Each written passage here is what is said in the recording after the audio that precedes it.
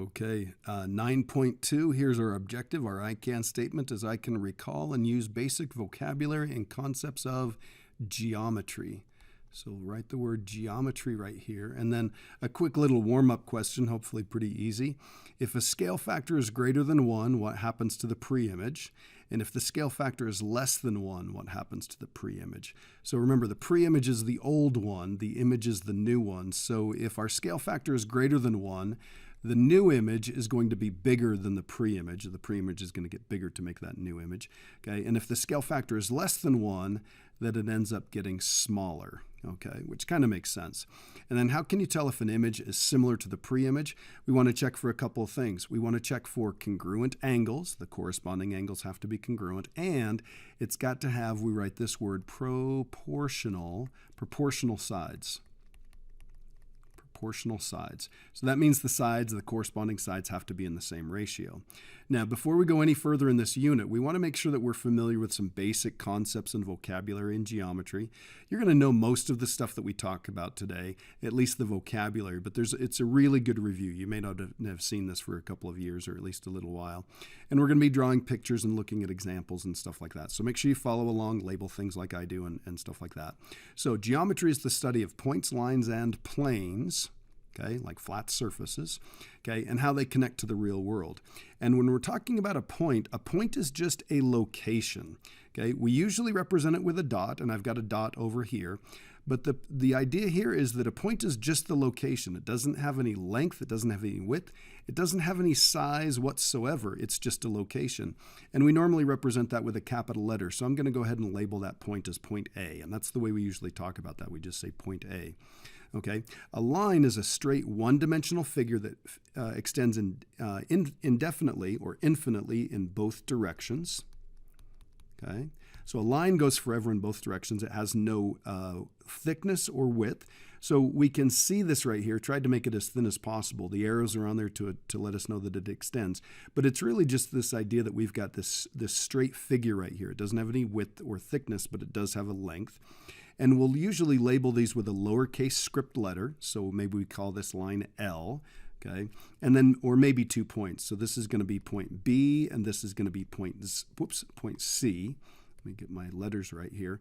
So we would say line BC, okay? So line L, we don't have to have a bar over that. Okay, we might just say line L in front there. And we do BC, or we could do CB. With an arrow, a line on the top with arrows on both ends. And again, we could do CB the other way if we wanted to. Okay, a line segment is just a piece of a line with 2 endpoints. So if we were to cut this off right here and do segment BC, we do something like that, or segment CB. Either way is fine. It's just got 2 endpoints. It just stops. And then remember, of course, array would just have 1 endpoint. Array would look something like this. Okay, and we do use those occasionally. We use all of those. Okay, a plane is a 2-dimensional flat surface, and it extends indefinitely in all directions, so forever in every direction. Now, that's hard to represent on a piece of paper because the piece of paper is flat and the screen's flat here. So we usually represent it with a parallelogram, so just kind of a shape like this right here. And a plane is named with a capital script letter, so we might call this plane M or something. And we can also use 3 non-collinear points. So if I put a point here, and a point here, and I labeled this D, E, and F, I could call this plane M, or I could call it plane D, E, F. Okay, now I used the word collinear, so here's what collinear means. Points that are on the same line are said to be collinear. Co means same. Okay, so we're on the same line. And if they're not on the same line, then we say non-collinear. So we want non-collinear points. So you couldn't line the 3 of these up and say that defines a plane. They've got to be non-collinear. They can't be on the same line. Okay, and then a couple things that you're familiar with here. So distance, that's the distance between any 2 points. We use a D to represent that. And then hopefully you remember what the formula is. If you've got point A and point B, so x1, y1 on the xy plane and x2, y2 on the xy plane, then the distance between the two of them is we normally do x2 minus x1 quantity squared plus y2 minus y1 quantity squared. So it's x2 minus x1 quantity squared plus y2 minus y1 quantity squared. And that comes from the Pythagorean theorem, and you've probably seen that before and hopefully have that memorized. Really good thing to get memorized. So if we were to find the distance between these 2 points, I'm just going to go ahead and set this up and make sure we get this right. So I'm going to find the difference between the x's, so that's going to be a 5 minus, make sure the minus is in there because that's part of the formula, minus a minus 2 quantity squared. And then this is going to be y2 minus y1, so that's going to be a negative 4 minus the 3 quantity squared. So this is going to be, let's see, that turns into a plus. So this is a 7 squared plus, this is a negative 7 squared. And notice those parentheses are really important because when we square a positive or a negative, it's going to be a positive. So this is going to be a 49, and that's going to be a 49. So we end up with the square root of 98.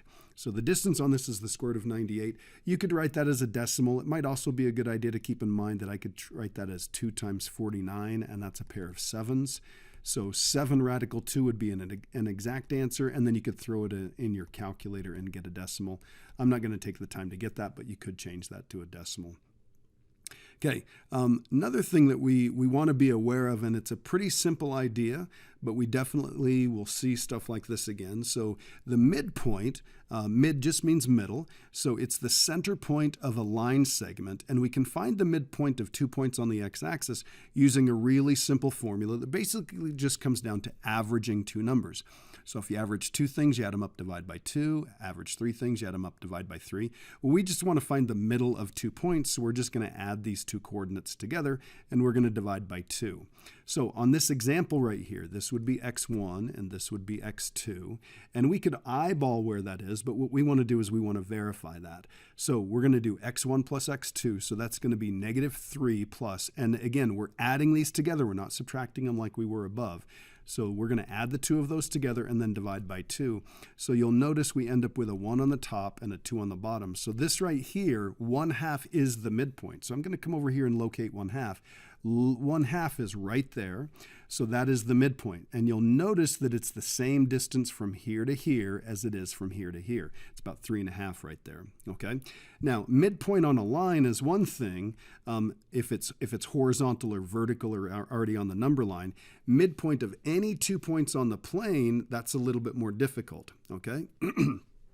So here's what we're going to do. The idea is this. If we find the midpoint on a line by averaging the 2 numbers, the 2 coordinates, we're going to do the same thing here. It's literally like just averaging the 2 points. So we find the average for the x's by doing x1 plus x2 divided by 2. And we find the average for the y's by adding the y coordinates and dividing those by 2. So that's it. It's the same formula for the midpoint on a line. We just apply it in both the horizontal and vertical direction. Good thing to get memorized. Easy idea, but one that a lot of people will forget. So if we want to find the midpoint on this one, here's what we're going to do. We're going to set this up. I'm going to put a line here and here. I'm going to put a minus, and we're going to divide each one of those by 2, and then let's go ahead and find those. So, whoops. Plus, not a minus. I'm in a bad habit there. So we're going to add the 2 of these together. So this is going to be a negative 1 plus a 5. And this is going to be a 5 plus a negative 3. So we end up with, let's see, this is a 4 over 2, because negative 1 plus 5 is 4. This is going to be a 2 over 2, because this would be 5 minus 3. That would be 2. So we end up with a midpoint at 2, 1. That right there would be the answer. And if we wanted to, we could graph that and we could kind of visually inspect and make sure that that does look like it's in the middle of those. In fact, really quickly, negative 1, 5, that would be about right there. 5, negative 3, that would maybe be about right there. And we're saying 2, 1. I mean, just on a little sketch like this, it looks like that would be right. Okay, let's talk about segment bisectors. A segment bisector divides a segment into 2 equal parts. Kind of makes sense. Bisector, cut it into 2 equal parts. Okay, any point, line, or plane that intersects a segment at its midpoint is called a bisector. So a point can bisect them, a line can bisect them, a plane can, doesn't make any difference. So I've got from A to B right here, and here's what I'm going to do. I'm going to draw a line segment, or a line, okay? We'll call this line L, and it hits right here. That's the midpoint, even if it doesn't look like it. And what it does is it cuts the 2 of those in half. So we could say something like this. Line L bisects AB, segment AB, at point C. Okay? So point C right here, I'll go ahead and label that. It intersects right there. Now, again, it doesn't matter that it doesn't look perfect, because a lot of times the diagrams that we look at don't look perfect. We want to rely on the information. So if I mark the two of those with little hatch marks, it does mean that the two of those are the same. So AC would be congruent to CB. All right, so we want to make sure that we're clear on all that. So we've got a bunch of vocabulary and notation that we've gone over. Let's take a look at the other side now. All right, so we're ready to talk about angles on this backside. So an angle is formed by two rays or two segments, doesn't make any difference, and they have to have common endpoints. So they have to have a common end point. So they've got to match up. So right here, here's our common endpoint, and here's a ray heading off in this direction and a ray heading off in that direction. Okay, that common endpoint is called a vertex. So the vertex of this angle would be B. And the angle is named by three non-collinear points that are on the angle. And there are a lot of different ways where we can denote the name of an angle. We can use points, we can use a numbering system, all sorts of different things. But here are a couple different ways that we could do this. So we could call this, because there's only one angle indicated right there that has a vertex of B, we could just say angle B. Now, if there was another angle up here that, say, we had DBC, okay, then we couldn't do that. But in this case, we've just got that one particular angle. We could also, because it's numbered, we could call that angle 2. And then we could call it this. We could call it angle, and this is those three non-collinear points, ABC. But that's exactly the same as saying this backwards. We could do angle CBA. And you'll notice that the important part here is that what's in the very middle of those three letters is the vertex point, okay? So good thing to keep track of. Now, this next part that we're going to go over is really important, because there are lots of different names that you're going to hear for angles, and they can be classified by a whole bunch of different ways, and we're going to kind of break this up like this. The first one is we're going to name them according to their measures. So if we have an angle that measures less than 90 degrees, you remember the name for that. That's called an acute angle. So an acute angle is less than 90 degrees. If it measures exactly 90 degrees, then we call it a right angle. Okay, and we've got a symbol that we usually use for that. We put a little box in there, and that lets everybody know that it's 90 degrees, or they can just label it as 90 degrees. Okay, something that measures more than 90 but less than 180, you might remember, is obtuse. And then the last one is called a straight angle. Okay, a straight angle measures 180 degrees, and it makes a straight line. That's why we call it that. So obtuse would look something like that, okay, bigger than 90 degrees. This is less than 90 degrees. And then a straight angle would look something like this.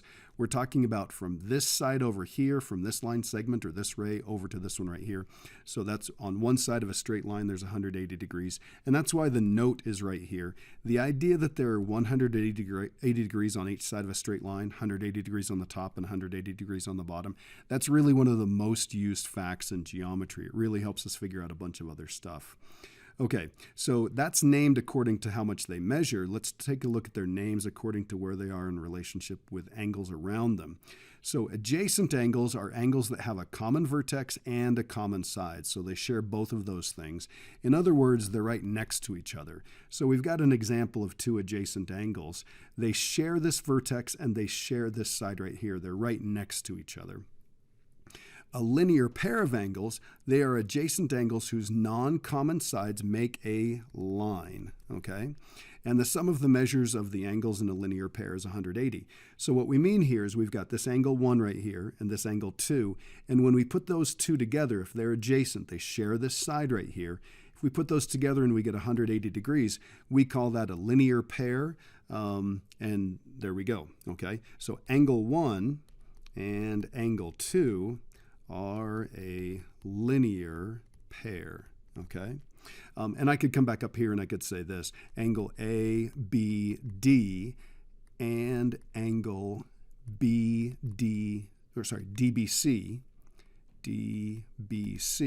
those are adjacent, okay? All right, and let's come down and take a look at this other name. Next name you'd probably be really familiar with. Vertical angles, they're non-adjacent, so they're not right next to each other. They're formed by two intersecting lines. So if you've just got two lines that intersect with each other, The ones that are not adjacent to each other are vertical angles. So 2 and 4 are vertical. So angle 2 and angle 4 are vertical because they're across from each other and they're not adjacent. And then angle 1 and angle 3, those are vertical. Now, if they're vertical, they are always congruent. They're always exactly the same. So if we know the measure of angle 2, we know the measure of angle 4 because they would have to be congruent. Okay, so we'll come down here and take a look at the last little bit. These are names according to how they can be combined with other angles. So complementary angles are angles whose sum is 90 degrees. And supplementary angles are angles that whose sum is 180 degrees. Now, when we say angles, there's only 2 of them, so you can't have 3 angles that add up to 90 or 3 angles that add up to 180 and then call those supplementary. Okay, if you have any trouble with this, these are alphabetical. Okay, C and S come alphabetically, 90 and 180 come numerically. So here we go. Now. We want to look at this right here. I've got 2 angles that appear to be complementary, but remember, we don't normally just assume because it looks like it's a right angle that it is. So this diagram is missing something. We need a little right angle right there to say that. So those 2 are complementary, and if they're complementary, they add up to 90 degrees. And then we can start using facts like, if somebody tells us, hey, angle 1 is 25 degrees, that's 25 degrees. Well, this would make up the difference. So the other one's got to be 90 minus 25 degrees. So that would end up being 65 degrees right here. So if the measure of angle 1 is 25, the measure of angle 2 is 65 degrees. And then we can use the same type of ideas down here. If the measure of angle 1 is 50, and we know the 2 of these are supplementary, they make a linear pair, 180 degrees altogether. This one's got to be the difference, so we do 180 minus 50. We end up with 130 right there, so the measure of angle 2 has to equal 130. Okay, now remember, complementary and supplementary angles do not need to be adjacent to each other. It's possible that I could have angle 1 floating over here and angle 2 floating over here. If one's 25 and the other one's 65, they do add up and we're all good. So if I've got an angle over here that's 80 degrees and an angle over here that's 10 degrees, we can still say that those are complementary. All right, good luck on the assignment. Make sure you fill out the assessment about how you feel you understand this material right now. Thanks.